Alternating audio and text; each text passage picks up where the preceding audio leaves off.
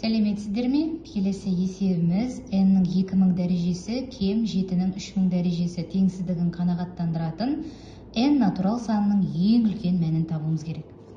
n-нің 2000 дәрежесі кем 7-нің 3000 дәрежесіне. Осы теңсіздік қанағаттанатында n-нің ең үлкен мәнін табуымыз керек. Және натурал сан деп жазылып тұр.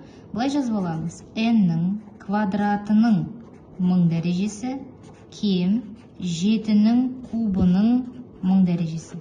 1000 дәрежелерді қысқартып жібереміз. Сонда n-нің квадраты 7-нің кубынан кіші екендігі шығады. Бұл жерде натурал сан дегендіктен n 1 мен 7-нің кубының арасында болады. Ал 7-нің кубы дегеніміз 7-ні өз-өзіне 3 рет көбейтеміз, яғни 49-ды 7-ге көбейтеміз. 49-ды 7-ге көбейтемін, 3, 6 сойда 28, 343. Сонда n дегеніміз 1 мен 343-тің арасында жатады. Енді мына жерде n-нің квадраты да кем. Олай болса, мынаны мен квадрат түбірдің астына аламын. Сонда квадраттайтын болсам 1 кем немесе тең n-нің квадраты кем 343. Яғни n-нің квадраты 1 мен 343-тің арасында жатады. Қараймыз, қандай санның квадраты 343-тен кемеді? Қандай санның квадраты?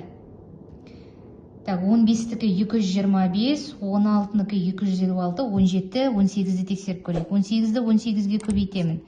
4, 6 сойда 144, 8, 1 ойда 4, 2, 324. 324.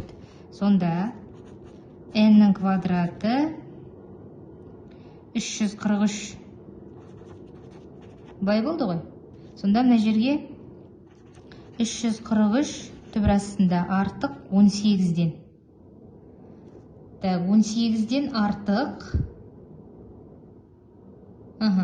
Сонда мына жерге 18-ді қоя аламыз.